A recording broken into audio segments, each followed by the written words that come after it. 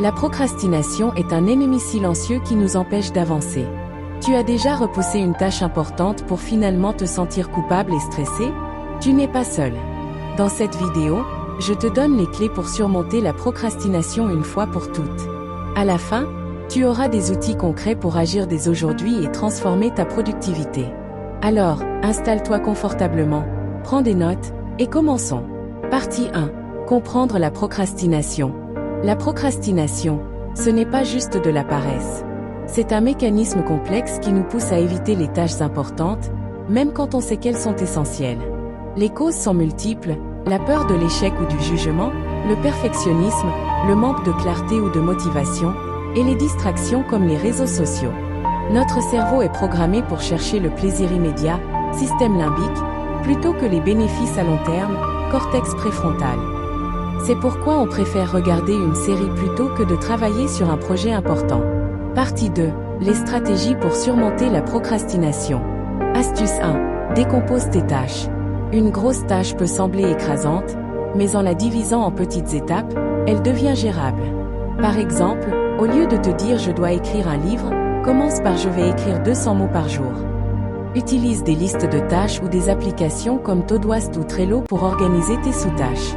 Astuce 2. La technique Pomodoro. Travaille pendant 25 minutes, puis prends une pause de 5 minutes. Après 4 cycles, prends une pause plus longue. Cette méthode rend les tâches moins intimidantes et maintient ta concentration.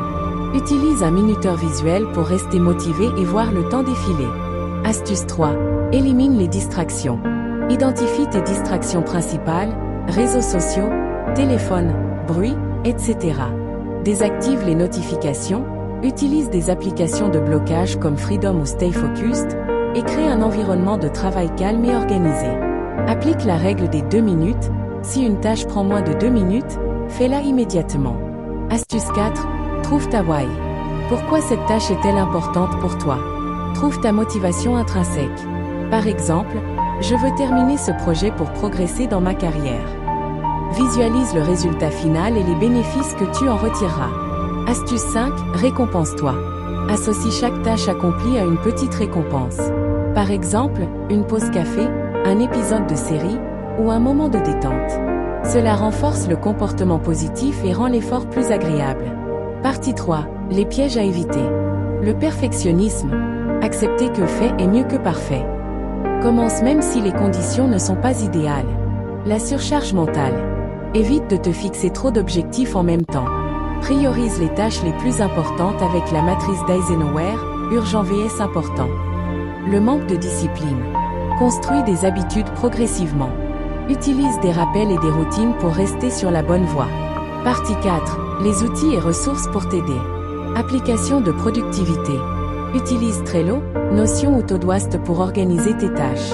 Pour rester concentré, Essay Forest ou Focus@Will. Livres inspirants.